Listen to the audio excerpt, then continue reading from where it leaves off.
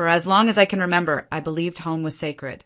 And for me, that place was a 2-story house at the edge of town, where the wind always smelled like blooming jasmine in the spring. My name is Nicole, and I used to think that if I was kind enough, quiet enough, helpful enough, maybe I could earn love that didn't feel like a performance. Growing up, I was the daughter who followed the rules. I did the dishes without being asked. I stayed home when my sister went out partying. I got straight A's, not because anyone demanded it, but because I thought maybe, just maybe, that would make them proud. My mom used to say, "Nicole's our sensible one." My dad would just nod. They never really saw me, but I didn't know that back then. I was too busy trying to deserve their attention. That house, our house, was where I made breakfast every Sunday, where I decorated for birthdays they sometimes forgot were mine, where I sat in the living room alone, watching family movies while they went out for quick dinners that turned into late nights with my sister and her boyfriend. But I never complained. I convinced myself that love meant patience and loyalty was louder than words. I wanted so badly to be enough for them, even if I had to earn it every single day. So when my parents casually said, "This is your home too, always," I believed them. I believed them when they handed me keys and smiled. When they needed help with bills, and I quietly offered to cover some. When they said we're family, I trusted that meant me too. But what I didn't realize then was that love without effort is a fragile thing. And the cracks had been forming for years, subtle, quiet fractures in the way my name was an afterthought, the way my space was borrowed, not truly mine. I held onto that house like it was the anchor to our bond, until one day, without warning, the warmth faded. The words they spoke next would shatter everything I thought I knew about family. And that house, it didn't feel like home anymore. It was a Tuesday afternoon, quiet, ordinary, almost forgettable.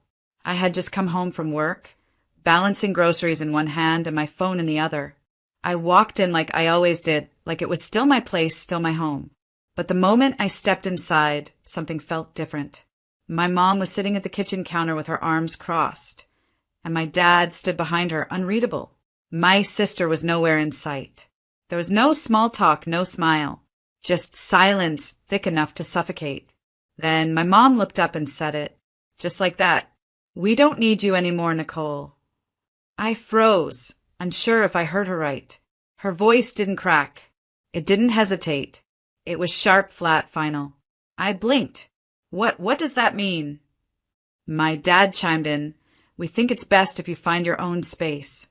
Give us all a little breathing room. Don't contact us for a while." The words hit like glass to the chest, quiet but devastating. No argument, no fight, just cold dismissal. I wasn't screaming. I wasn't even crying. I just stood there, clutching a bag of apples like they were the last thing tethering me to the moment before everything broke. I wanted to ask why. I wanted to remind them of the rent I'd paid when things were tight, the dinners I made, the nights I stayed in when my sister didn't. But I didn't. Instead, I nodded. Quietly, almost too quietly. And I said, "Okay." That was it. I turned around, walked out the same door I had walked into 1,000 times before. But this time, it didn't close behind me with warmth. It shut like a final chapter. No one followed. No one called after me. They just let me go like I had never belonged there to begin with. And as I sat in my car, gripping the steering wheel, I didn't let the tears fall. I respected their wishes. But something inside me shifted. Something permanent. Later that evening, I checked my phone. My notifications were filled with vacation photos, my parents smiling with my sister and her boyfriend on a beach, my mom in a sun hat, my dad holding up a drink, captions like, "Family time is the best time." Not a single mention of me. And still I didn't respond. I didn't lash out. I didn't beg. I simply stared at those photos, took a deep breath, and started thinking. Not about revenge, but about reclaiming what was mine. I didn't sleep that night. It wasn't just the words, "We don't need you." It was how easily they said them. How easily they let me walk away like I was a tenant whose lease had expired, not their daughter. Not the girl who stayed home on prom night to help my mom decorate the house for guests. Not the one who drove Dad to his appointments when no one else could be bothered. I lay on my tiny apartment couch, still in my jeans, phone clutched in my hand.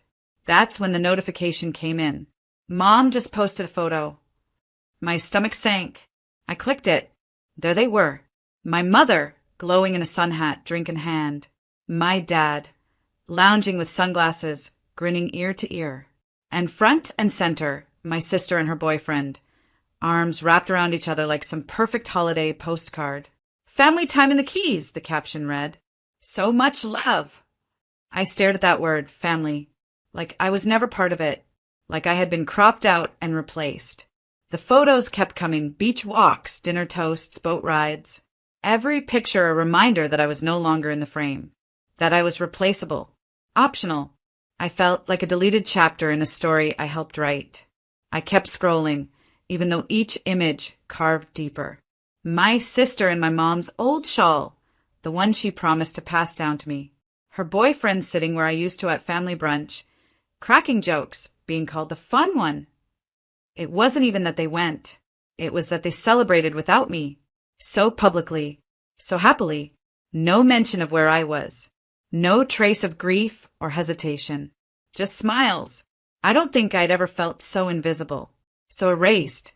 I curled into myself on that couch. I didn't cry, not yet. I just sat there, still cold, unraveling. And for the first time, I realized that love in my family had always been conditional. Be quiet. Be useful. Be easy. And maybe then, maybe, you'd earn a seat at the table. But I had changed. I had respected their wish for space. And now they'd shown me what they really valued. It wasn't me. Still, even in that pain, a strange clarity began to rise. Something cold and certain. Because what they didn't know was, the locks on that house, they were still mine. I didn't scream. I didn't call or text or send angry paragraphs. Instead, I sat up on that couch, opened my laptop, and got to work. See, what my parents forgot, or maybe never bothered to remember, was that the house they kicked me out of? It wasn't really their house anymore. My name had been on the deed since 2 years ago, when I'd refinanced the place after Dad's layoff. I'd paid every mortgage bill since then. Quietly, willingly, just happy to keep us afloat. But they'd never asked for the full story. They were just happy the lights stayed on. So when they told me, "We don't need you," they didn't realize they were standing on ground I legally owned. That night, I changed the locks. Not out of revenge, out of clarity. I called a locksmith I trusted, had him come by the next morning. We installed a keypad system. I updated the codes, set up remote access. Then I walked into the garage and stared at my dad's car. That silver Camry? The one he drove every day like it was his pride? The title had my name on it. It had been gifted to me by my uncle when he passed, but Dad had needed a car and I'd handed over the keys saying, "Just until you get back on your feet." He never did. I pulled out the paperwork from my folder, took a photo of the VIN, and contacted a local dealership. By sunset, the car was appraised and sold. The funds wired into my account. Clean and quiet. No posts. No rants. Just business. Next came the bank. I had co-signed for their credit card back when my mom had back surgery and they couldn't get approved a loan. My signature had opened that door, and now I was ready to shut it. I didn't cancel it outright. That would raise flags. I froze it, just like that. Transactions? Declined. Access? Denied. It felt calm. Not vindictive. Not dramatic. It felt like I was finally stepping into the truth. For years, I had played the good daughter role, always giving, never asking. They called it love, but it was dependence in disguise. The moment I wasn't useful, I became disposable. Now, I wasn't trying to hurt anyone. I was just done being hurt. Done being a background character in my own story. So I stood in the hallway of that house, my house, and looked around. The quiet felt different now. Not lonely. Not sad. It felt powerful. Because the next time they came home, the locks would be new. And the rules would be mine. The front porch light clicked on as the car pulled into the driveway, or what used to be their car. Now there was just an empty space where it once stood. Nicole watched from the upstairs window, arms folded tightly across her chest, silent and composed. Laughter floated out from the driveway. Her parents were back from their week-long vacation. Some kissed, relaxed, dragging matching luggage behind them, joking with each other like nothing had happened, like they hadn't told their daughter she wasn't needed, like they hadn't exiled her and replaced her with her sister and her boyfriend in one smiling Instagram post after another. Her father reached into his pocket and pulled out the house key. Click. Then again. Click. Twist. Nothing. A pause. He tried again, slower this time, jiggling the key, confusion wrinkling his brow. Did it jam? He muttered. Her mother stepped forward. Try mine. The same result. Locked out.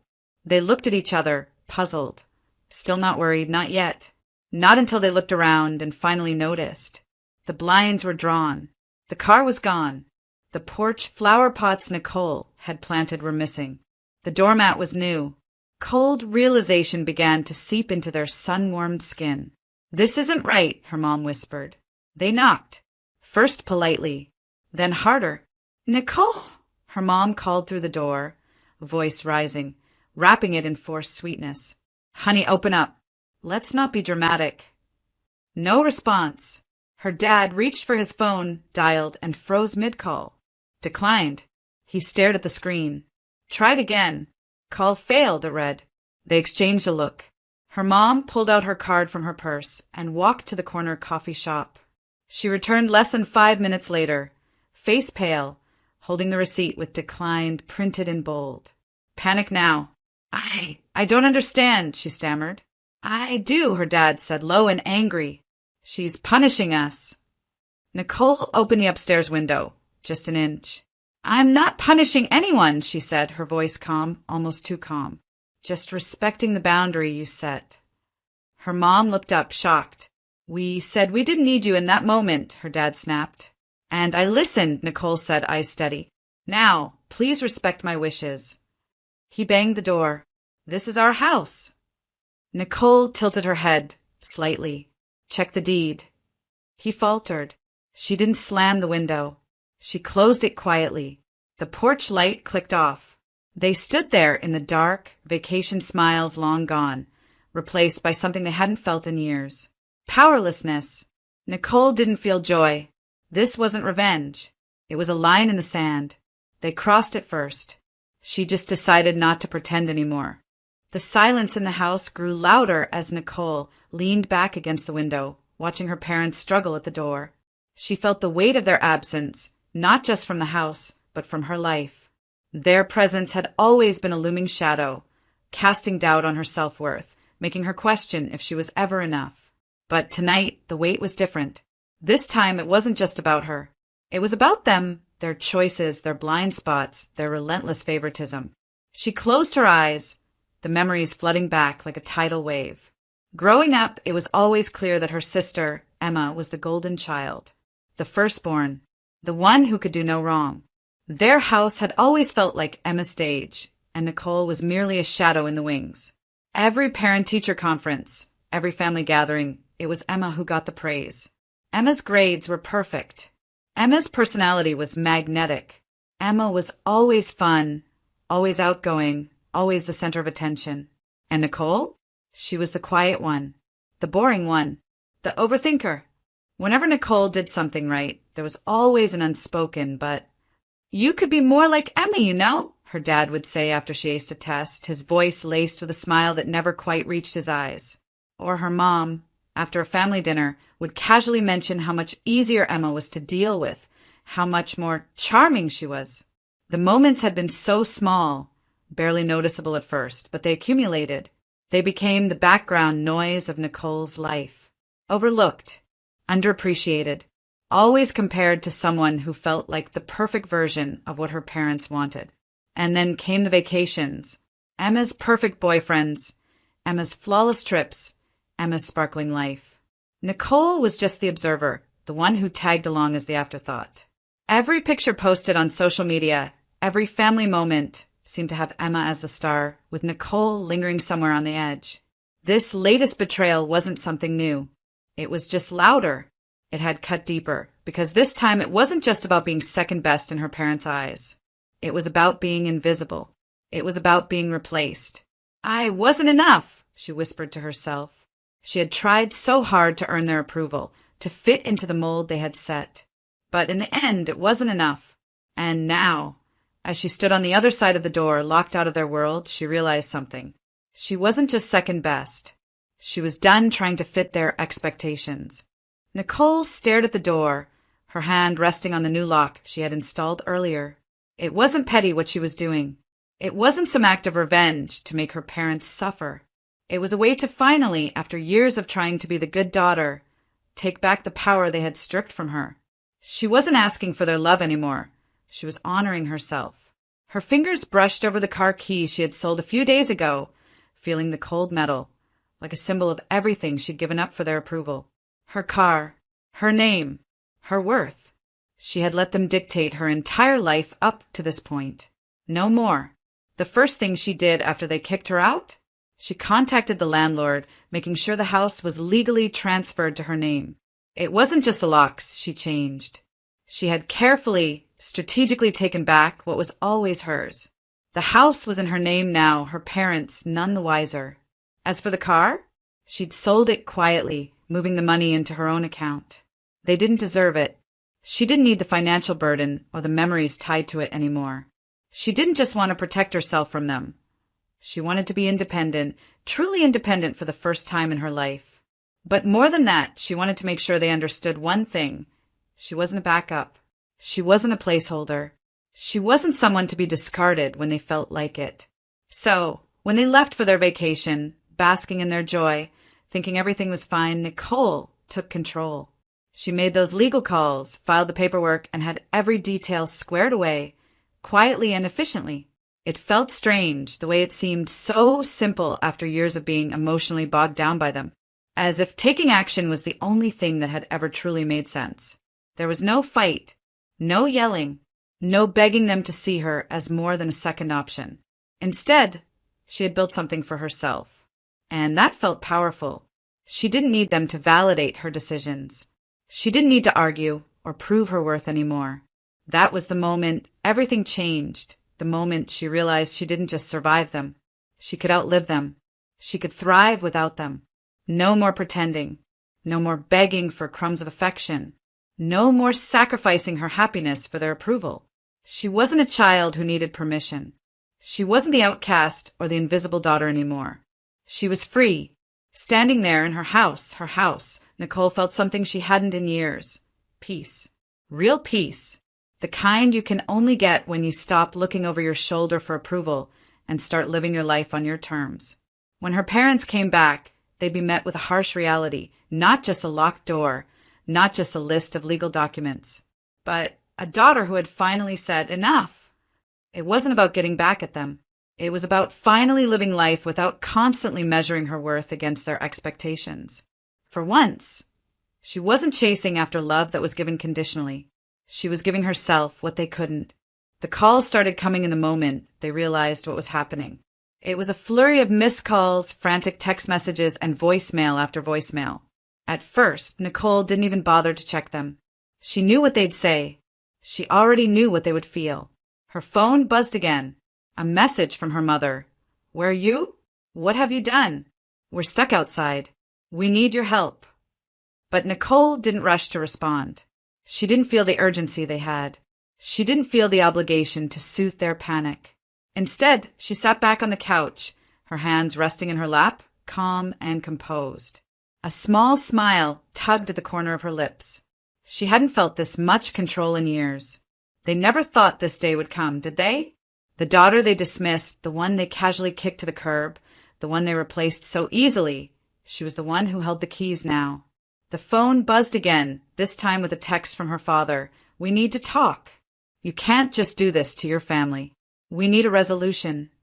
She could hear the tone in his message, the frustration, the pleading. The man who had told her she was worthless all those years ago, the one who had barely glanced at her when she needed him, was now begging. Begging for the very thing they had denied her for so long: attention, respect, a place at the table. She read the message, feeling a tightness in her chest, but it wasn't anger that filled her. It wasn't the rage she had anticipated feeling. Instead, there was only quiet satisfaction, a sense of peace, because for once, she wasn't the one chasing their love. She decided to call back. When her mother picked up, her voice was frantic, panic-lacing every word. "Nicole, why are you doing this? Please just let us in. We don't know what happened. We don't know where our things are. You need to fix this. Nicole let the silence sit for a moment, listening to the words, feeling the weight of the desperation in her mother's voice. She hadn't heard that tone in so long, not since she was a little girl, asking for validation, begging for attention. But now, she wasn't the one begging anymore.